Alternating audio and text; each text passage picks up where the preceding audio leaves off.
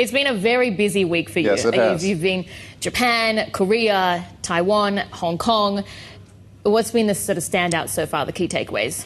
Well, the key takeaways for us is growth. The APAC market, and in particular the North Asia markets as well, they are huge growth markets for us. And if you look, for example, in the rideshare business, over 30% of our global first trips coming into the category come from the APAC region. The area is growing very quickly, including taxi as well, which is actually one of our newest products on the platform.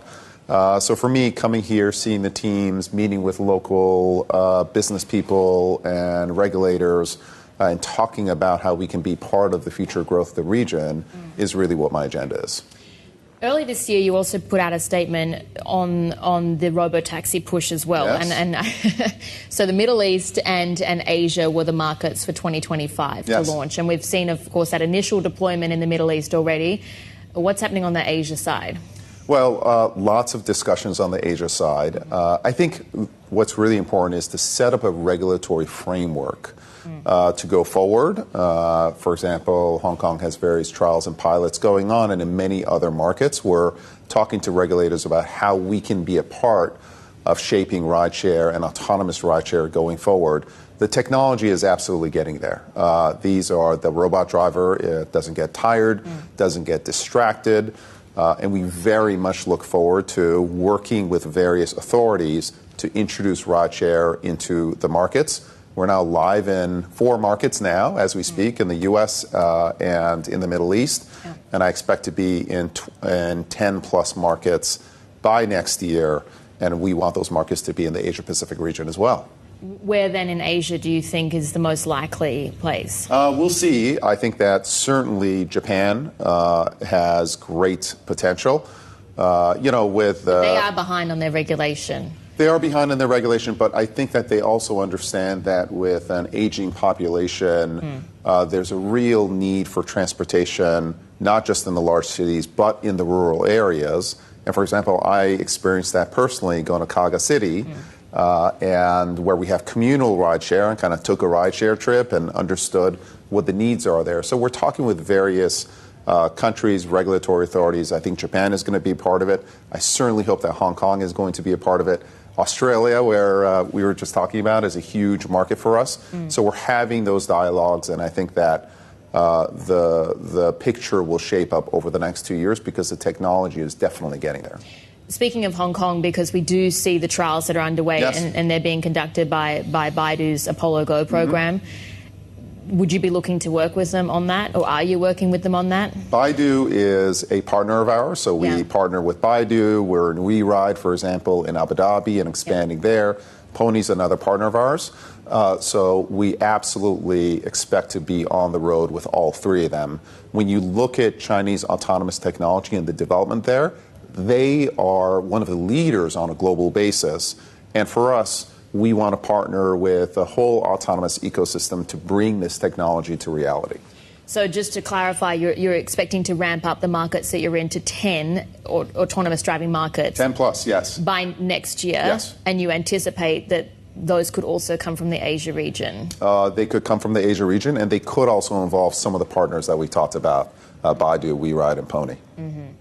And where, if not Hong Kong, then where else do you think? And Japan, as I said, it really is behind on the regulatory side. In every major market in which we operate, we are having discussions with autonomous partners, and then most importantly, regulators, as to how we can introduce autonomous, either in a pilot way or within some restricted operational domain. Everyone wants this product. It's a product that's delightful. In markets, for example, in Atlanta, in Austin, and Abu Dhabi, our consumers love the product. They feel safe, and this technology is hitting prime time now, and every major city in the world wants to be a part of that revolution. I do find it interesting on Baidu in particular with the Apollo Go program, because they are conducting the trials here. They're already starting to remove the human drivers across some of their markets in mainland China. And the way that you can get a Baidu Apollo Go ride in mainland China is often through a Baidu-controlled platform. Yes. Do you see that risk of them maybe pursuing that strategy here instead of teaming up with you on it? I don't think it's going to be black and white in terms of the strategy. I think that there could be many hybrid approaches. And, I compare it to the food delivery business. For example, we work with Starbucks or McDonald's that has a direct app, and customers go direct to get the food there. At the same time, they also participate in the marketplace. So I think the autonomous ecosystem will be the same way. There will be some direct some customers going direct, and we think that with the Uber marketplace, we can bring the kind of demand that over 200 million monthly active platform customers can bring to autonomous, so that we get those cars on the road and incredibly busy with very high utilization. Let's talk about the US as well, because you're partnering there with Waymo as well. Yes. In certain cities. Terrific partner. Yeah, terrific partner. Actually, in the latest earnings, I think you said excellent as well. But in some places, Waymo is expanding into new cities without you and becoming a direct competitor. And that's something that was highlighted even by Wedbush earlier this week as being a potential risk for your business next year. How are you assessing that?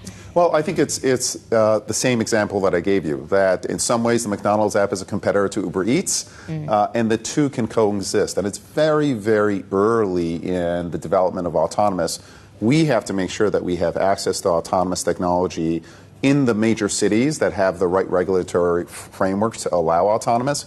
And we're very confident as we look at our roadmap and we look at our partners. We have over 20 partners, autonomous partners globally, that we will have access to autonomous technologies in the large cities and markets that really count.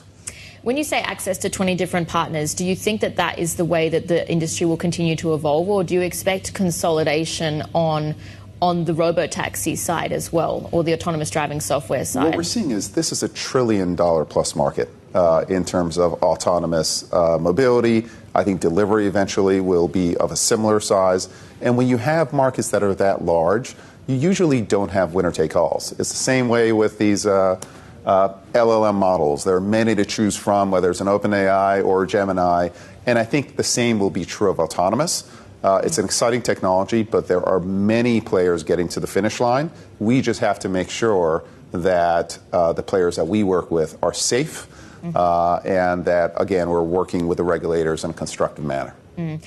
Part of the strength of Uber, of course, is your data moat and just how much information you're collecting on users and the rides they're taking and their behavioral patterns. But other competitors in the market, like Waymo or like Tesla, are still continuing to build up that infrastructure as well. So how secure do you see that data moat being? Well, there's nothing secure about the technology space. There's always innovation. And so we just have to move fast. And I'd say, actually, the more important factor in Uber is our global coverage. We operate in 70 countries. The demand that we're bringing every day, we've got millions of consumers opening our app all over the world. And we can point that demand not just to our current driver partners and delivery partners, but as autonomous comes in, to autonomous partners. These are very expensive cars. It's a very expensive technology. And you want to amortize the upfront spend against as many transactions as possible. And Uber certainly is the leader around the world in terms of the demand that we can point to our autonomous partners. Yeah, when you talk about a capital and just general capital raising plans, an interesting move that you made earlier this year was raising $1.2 billion by selling those exchangeable senior bonds linked to your stake in Aurora. A few details on that one. But do you see yourself doing that again in 2026? Something similar again, just to it was really seen as an innovative and creative way, I guess, to raise money. Well, we have a very creative team. I think the good news for us is we're now free cash flowing close to $10 billion, and we expect that to increase substantially over the next couple of years. So through a combination of the substantial free cash flow that we have and also monetizing some of the equity stakes that we have in other companies, now it's over $10 billion, we think we have plenty of capital to be able to continue to invest in our autonomous technology partners or building out a fleet presence and or vehicles across the autonomous ecosystem so that we can continue to be a leader in the space. You're well capitalized. That's what I'm taking away from that. But would you look to do something similar with your stakes in Didi and Grab in particular? I think we'll be opportunistic, certainly. We love Grab, and it's a strategic partner of ours. Didi, of course, hasn't gone public yet. So to the extent we have an opportunity, we will look to, we call it recycling the investments that we've made. But at the same time, we don't need to do that because the company continues to throw off cash flow. We have a lot of options ahead of us. I want to talk about also the sparser geographies strategy and the importance of that. Can you maybe spell it out a little bit for people exactly what you mean by that? Because it is interesting as you make sort of a push into lots of different centres. It actually seems to be less the urban centres that are doing well for you as a company. Well, the urban centres continue to grow, but I do think that as I reflect on Uber's growth, we used to be a big city company. And what we're seeing is there's enormous demand for both mobility and delivery outside of the large cities, in the more sparse markets, the suburbs, et cetera.